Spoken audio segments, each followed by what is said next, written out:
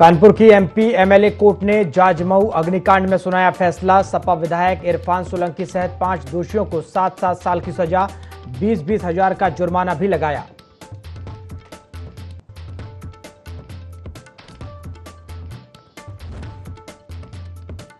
मुरादाबाद में सपा के पूर्व जिलाध्यक्ष डीपी यादव का घर में मिला शव, खुद को गोली मारकर खुदकुशी करने की आशंका, सीसीटीवी फुटेज खंगाल रही पुलिस।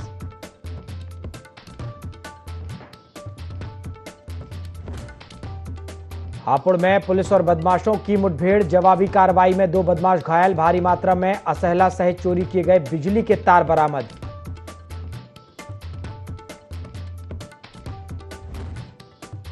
चंदौली में सड़क हादसा, ट्रैक्टर की टक्कर से युवक की मौत, गुस्साए ग्रामीणों ने किया हंगामा, चकिया मंगरौर गांव के पास हुआ हादसा।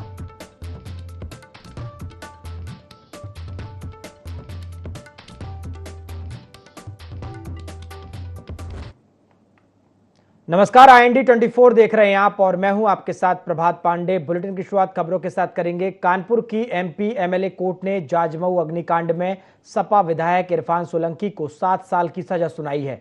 इसके साथ ही रिजवान, मोहम्मद शरीफ, इजराइल आटेवाला, शौकत अली को भी 7-7 साल की सजा सुनाई गई है। वहीं कोर्ट ने सभी दोषियों पर 20-20 हजार रुपए का जुर्माना भी लगाया है। तो जाजमऊ अग्निकांड का ये मामला और अब इस मामले पर कोर्ट ने फैसला सुनाते हुए 4 दोषियों को 7-7 साल की सजा सुनाई है। सपा विधायक इरफान सोलंकी को 7 साल की सजा सुनाई गई है। एमपी एमएलए कोर्ट ने यह फैसला दिया है और साथ ही साथ सभी दोषियों पर 20-20 हजार रुपए का जुर्माना भी लगाया है।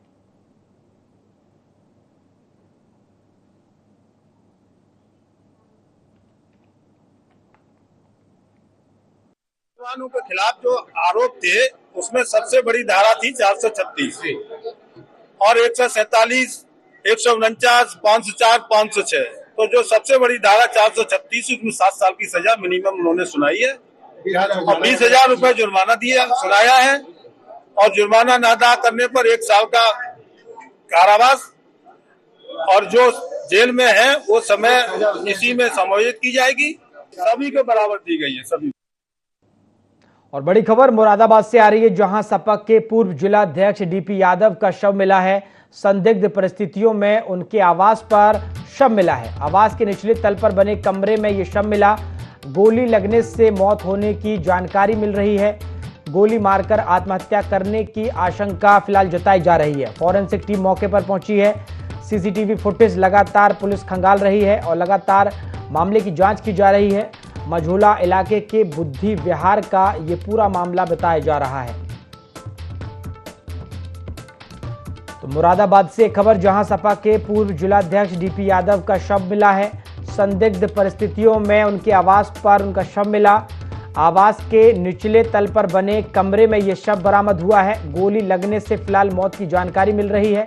आपको बता दें, गोली मारकर आत्महत्या करने की आशंका भी जताई जा रही है। फॉरेंसिक टीम मौके पर पहुंची है और लगातार जांच की जा रही है और लगातार पुलिस जो है वो सीसीटीवी फुटेज के आधार पर मामले की जांच में जुटी हुई है। मझोला इलाके के बुद्धि विहार का ये पूरा मामला बताया जा रहा है।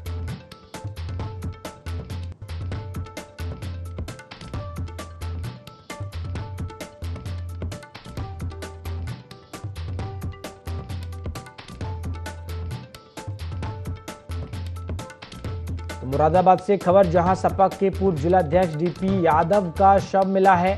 संदिग्ध परिस्थितियों में यह शव मिला है। आपको बता दें, उनके आवास पर निचले तल पर बने कमरे पर उनका ये शव मिला। फिलहाल गोली लगने से मौत की वजह बताई जा रही है और गोली मारकर आत्महत्या की आशंका भी साथ ही साथ जताई जा रही है। फॉरेंसिक टीम जरूर मौके पर पहुंची है। लगातार पुलिस सीसीटीवी फुटेज के आधार पर मामले की जांच में जुटी हुई है।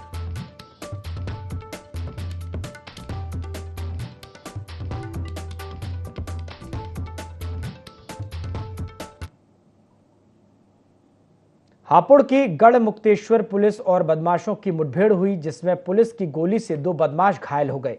आरोपियों से अवैध असहला सहित चोरी किए गए 2 क्विंटल बिजली के तार बरामद किए गए हैं। पकड़े गए आरोपियों में से एक हिस्ट्री शीटर फिलहाल पुलिस फरार बदमाशों की तलाश में जुटी हुई है।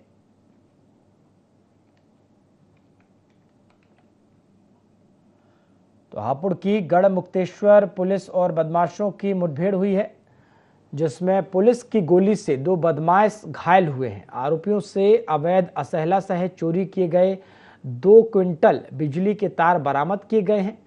पकड़े गए आरोपियों में से एक हिस्ट्री शीटर भी बताया जा रहा है। फिलहाल पुलिस फरार बदमाशों की तलाश में जुटी हुई है।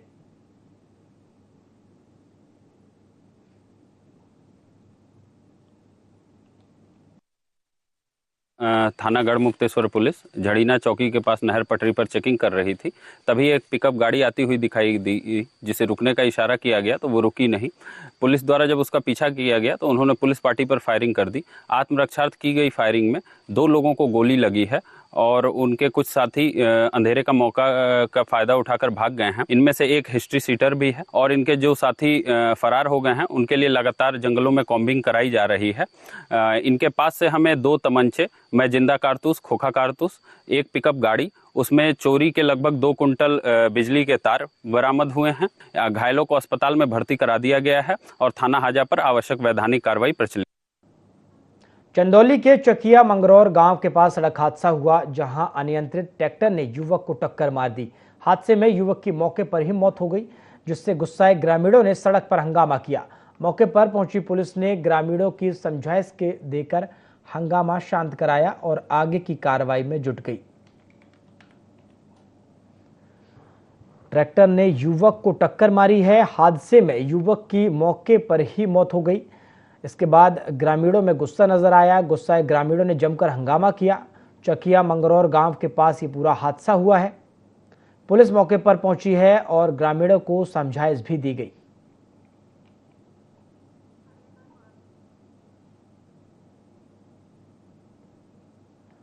पुलिस मौके पर पहुंची, ग्रामीणों को समझाइश देकर फिलहाल हंगामे को शांत कराया गया है और इसके बाद पुलिस आगे की कार्रवाई में फिलहाल जुटी हुई है।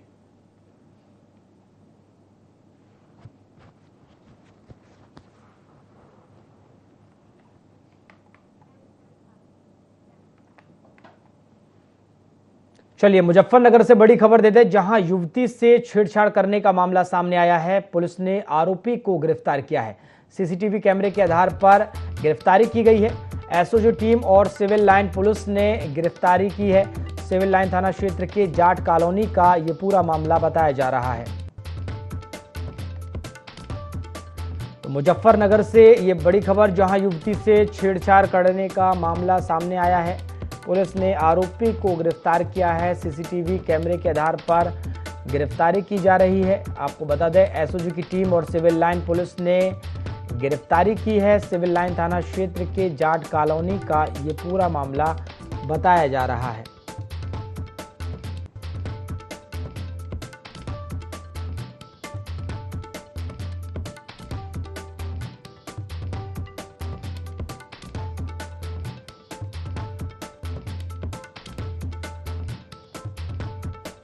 सिविल लाइन थाना क्षेत्र के जाट कॉलोनी का यह पूरा मामला है, जहां युवती के साथ छेड़छाड़ की गई, जिसके बाद पुलिस ने एक्शन लेते हुए आरोपी को गिरफ्तार किया है।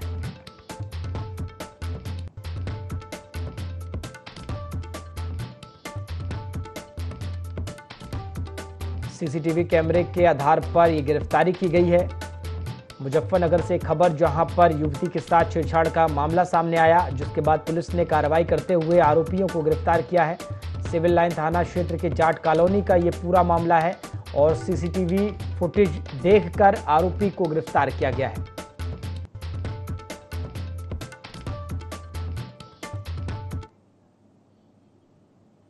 फर्रुखाबाद से बड़ी खबर है, जहां डबल मर्डर से गांव में सनसनी फैल गई है। पिता पुत्र के शव मिले हैं। पुत्र का छत पर शव मिला है, वहीं पिता का खेत में शव मिला है। गले और शरीर पर कई चोट के निशान भी मिले हैं। पिता पुत्र में लगातार आपसी विवाद चल रहा था। माता पिता के साथ बेटा मारपीट और अक्सर झगड़ा भी किया करता था। शमशाबाद क्षेत्र के सैरैया गांव की ये पूरी घटना बताई जा रही है। फर्रुखाबाद से खबर, जहां डबल मर्डर से गांव में सनसनी फैल गई, दहशत का माहौल है। पिता पुत्र के शव बरामद हुए हैं। आपको बता दें, पुत्र का छत पर शव मिला, वहीं पिता का खेत में शव मिला है। गले और शरीर पर कई चोट के निशान भी मिले। पिता पुत्र में अक्सर आपसी विवाद चल रहा था। माता पिता के साथ बेटा लगातार मारपीट और झगड़ा किया करता था। शमशाबाद क्षेत्र के सरैया गांव की ये पूरी घटना है।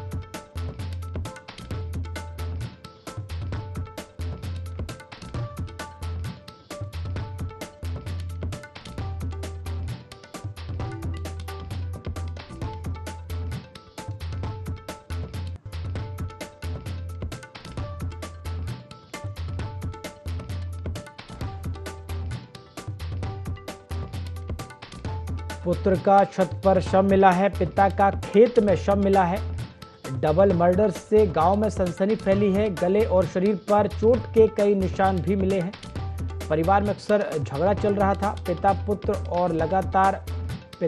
और माता में झगड़े की खबर भी सामने आ रही है।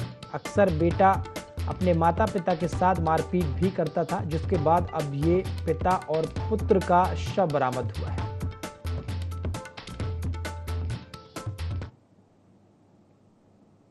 बागपत पुलिस ने 10 दिन पहले ईस्टर्न पेरिफेरल एक्सप्रेस वे पर हुई ट्रक लूट का खुलासा किया है और आरोपी को गिरफ्तार किया है। आरोपी के कब्जे से लूट का सामान भी बरामद किया गया। पुलिस के मुताबिक आरोपी पर अलग अलग थाना क्षेत्र में 4 से अधिक आपराधिक मामले दर्ज हैं। फिलहाल पुलिस मामले में अन्य आरोपियों की तलाश कर रही है। बता दें कि खेकड़ा पुलिस पाठशाला चौकी से चेकिंग अभियान के दौरान लुटेरों की गिरफ्तारी हुई है।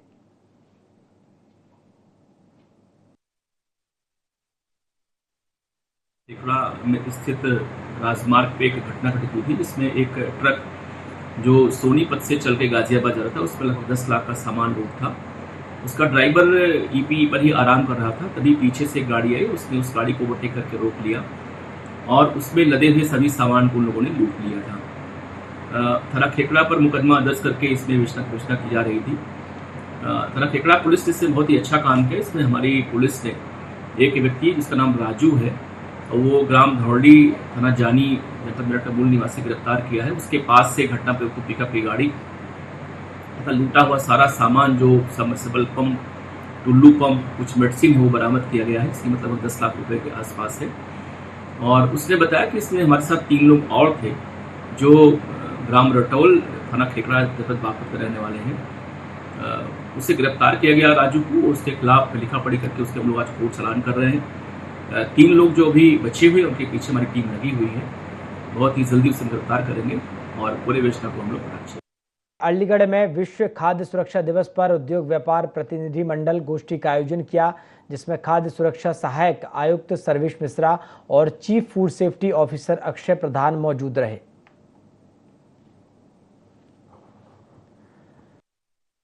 7 जून विश्व खाद्य सुरक्षा दिवस के अवसर पर उद्योग व्यापार प्रतिनिधि मंडल द्वारा एक गोष्ठी का आयोजन मनका मिश्र सेवा सदन में किया गया।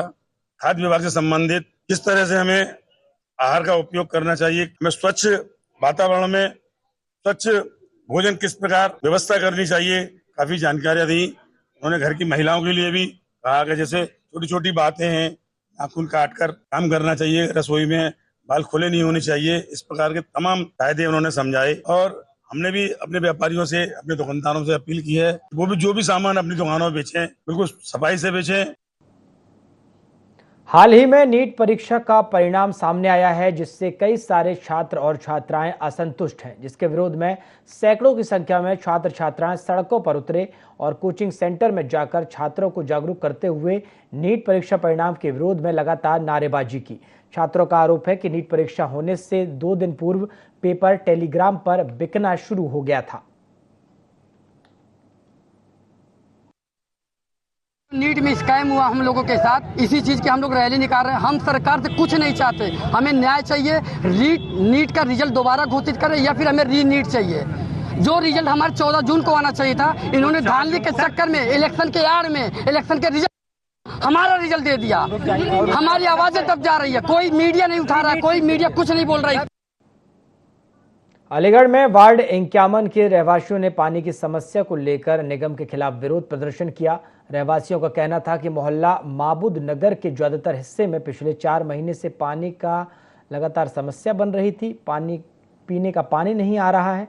इसको लेकर कई बार जिम्मेदारों से शिकायत की गई, लेकिन हर बार सिर्फ आश्वासन दिया गया। प्रदर्शन के दौरान रहवासियों ने वार्ड पार्षद को भी अपने साथ बिठा लिया। मौके पर पहुंचे अधिकारियों ने समझाइश देकर प्रदर्शन को खत्म कराया।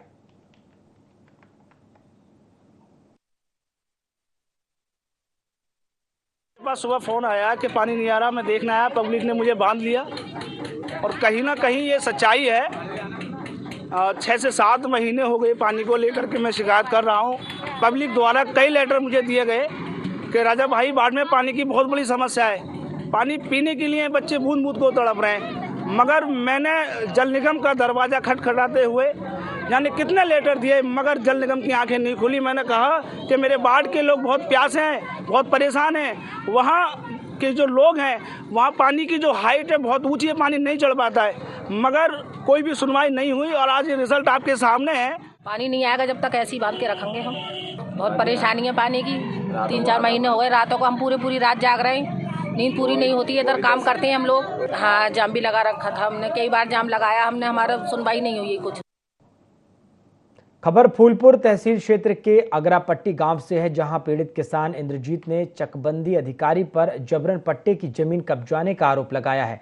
पीड़ित किसान का कहना है कि ग्राम सभा की जमीन पर चकबंदी अधिकारी समेत फूलपुर पुलिस पैसा लेकर जबरन रकबा 42 का हवाला देकर रकबा 39 पर कब्जा करवा रही है। बता दें कि पीड़ित किसानों ने उच्च अधिकारियों से न्याय की गुहार लगाते हुए भ्रष्ट अधिकारियों पर कार्रवाई की मांग की है।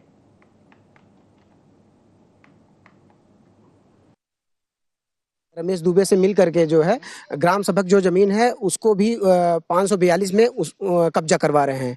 हमें बस ये अनुरोध है सर कि जो चकबंदी लेखपाल कानून गो हैं, इनकी एक अलग बाहरी टीम बुला करके यहाँ सुचारू रूप से नाप जोख का काम कराया जाए, ताकि जनता सेटिस्फाई रहे, संतुष्ट रहे। 542 और 539 सटा हुआ रकबा है, जिसमें कि 539 में 10 लोग पट्टेदार हैं। ये सब पैसे के दम पर मिल करके ग्राम सभा की जमीन जो है कब्जा करवा रहे हैं 42 के नाम पे।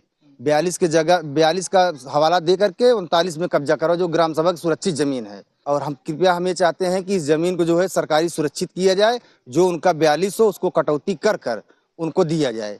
यही विवाद चल रहा है। यहाँ पे पुलिस प्रशासन साथ में आकर के यहाँ पे कब्जा करवा रही है जमीन, जो कि सारे अधिकारी की मिली भगत चल रही है इसमें। नरेंद्र मोदी लगातार तीसरी बार पीएम पद की शपथ लेंगे। शपथ ग्रहण समारोह 9 जून को होगा। पीएम मोदी की तीसरी बार सरकार बनने पर कानपुर में बीजेपी कार्यकर्ताओं ने जश्न मनाया। इस मौके पर बीजेपी विधायक सहित कार्यकर्ता भी मौजूद रहे।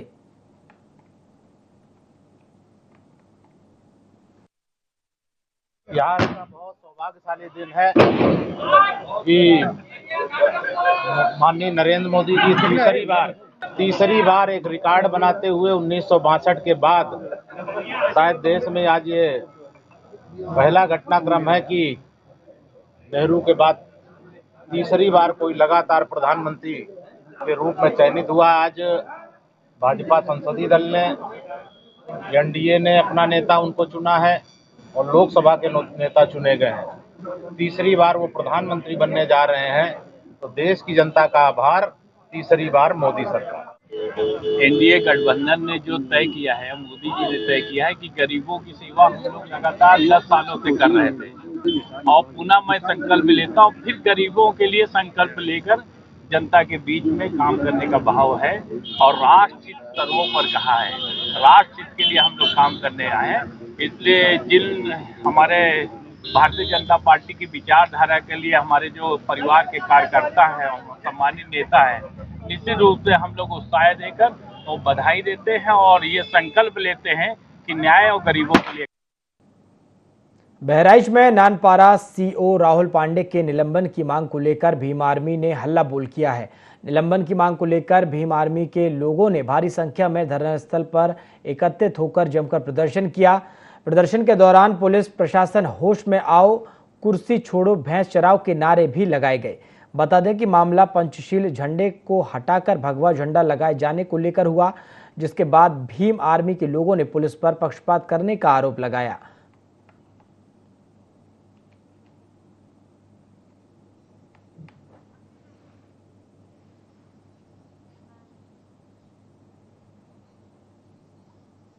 जौनपुर में बच्चों के विवाद में फायरिंग में घायल हुए पूर्व प्रधान मुकेश तिवारी की इलाज के दौरान मौत हो गई।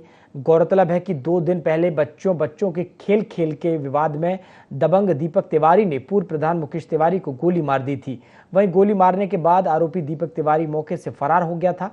बता दें, मुकेश तिवारी का जिला अस्पताल में इलाज चल रहा था। वहीं परिजन स्थानीय पुलिसकर्मियों पर लापरवाही करने का आरोप लगा रहे हैं। साथ ही उनके खिलाफ कार्रवाई की मांग भी की जा रही है।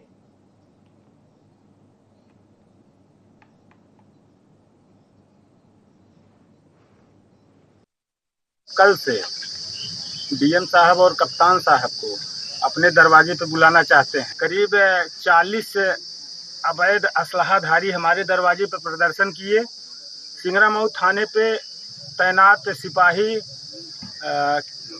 नौशाद आलम, कुलदीप गोस्वामी, ये लोग इस मैटर में संलिप्त हैं। मैं पत्रकार बंधुओं के सामने यही चाहूंगा, इन लोगों को बर्खास्त किया जाए, सस्पेंड किया जाए। हमारी यही मांग है कि इस जो हत्या हुई है इसके पीछे 2 सिपाही नौशाद और एक कुलदीप गोस्वामी इसमें पूरी तरह से इन्वॉल्व हैं। उनके ऊपर विधिक कार्रवाई की जाए। हम FIR दर्ज करवाना चाहिए। एटा की कोतवाली पुलिस ने ज्वेलर्स सहित 5 अंतर्राज्यीय ठगों को गिरफ्तार किया है। आरोपियों के पास से 2 लाख रुपए की ज्वेलरी सहित 1,36,000 रुपए से ज्यादा की नकदी बरामद की गई। आरोपी लोगों को लालच देकर ठगी की वारदात करते थे। पकड़े गए आरोपी कर्नाटक के रहने वाले बताए जा रहे हैं।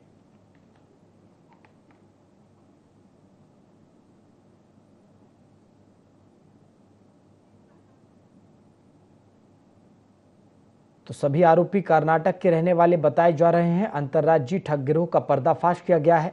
पुलिस गिरफ्त में है। गिरोह के 5 सदस्य, लाखों की ज्वेलरी सहित नकदी भी बरामद की गई है।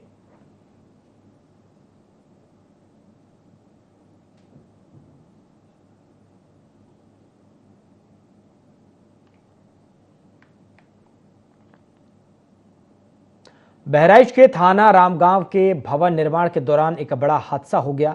अचानक छज्जा टूटने से चौथी मंजिल से गिरे बधईपुरवा गांव निवासी 35 वर्षीय शिवचरण गंभीर रूप से घायल हो गए, जिन्हें इलाज के लिए मेडिकल कॉलेज में भर्ती कराया गया है। इलाज के कुछ ही देर में उन्होंने दम तोड़ दिया। इस संबंध में थाना अध्यक्ष रामगांव शशि कुमार राणा ने मामले की जानकारी दी कि भवन निर्माण के दौरान चौथी मंजिल से यह श्रमिक गिरा था। मृतक के शव को कब्जे में लेकर पोस्टमार्टम के लिए भेज दिया गया है। मामले में आगे कार्रवाई की जा रही है।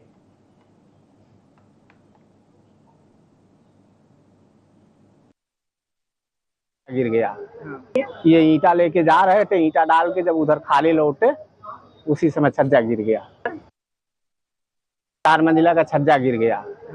ये ईंटा लेके जा रहे थे, ईंटा डाल के जब उधर खाली लौटे उसी समय छज्जा गिर गया। कानपुर में शिक्षक घोटाले को लेकर पुलिस जोर शोर से छानबीन करने में जुटी है, जिसे लेकर पुलिस को बड़ी सफलता हाथ लगी। पुलिस ने घोटाला करने वाले 5 आरोपियों शिवम विश्वकर्मा, लाल जी सिंह, दिनेश कुमार पांडे, अभिनव त्रिपाठी और विवेक द्विवेदी को गिरफ्तार कर लिया है, जिनके पास से 5 मोबाइल और 11,500 रुपये नकद भी बरामद किए गए हैं। वहीं आरोपियों की गिरफ्तारी के संबंध में DCP सेंट्रल RS गौतम ने बताया कि ये एक अंतर्राज्यीय गैंग है जो ईमेल आईडी बनाकर अपने काम को अंजाम देता है।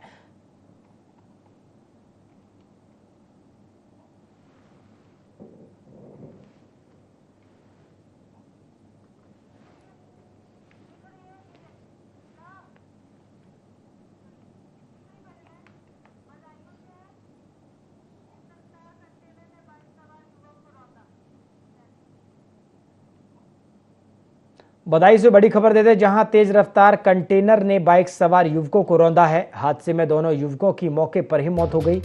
वहीं हादसे के बाद मेरठ हाईवे पर वाहनों की लंबी कतारें भी लगी हुई है। पुलिस ने शवों को पोस्टमार्टम के लिए भेजा है। जरीफ नगर थाना क्षेत्र के उस्मानपुर के पास का ये पूरा मामला बताया जा रहा है।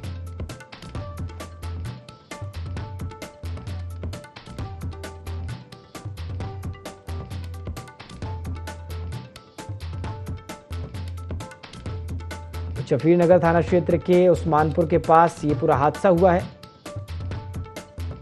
बदायूं से खबर, जहां तेज रफ्तार कंटेनर ने बाइक सवार युवकों को रौंदा है।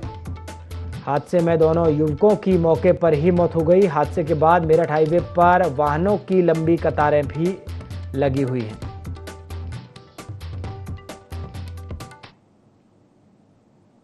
बुलेटिन में फिलहाल इतना ही। देश और दुनिया की तमाम खबरों के लिए आप देखते रहिए IND24। नमस्कार।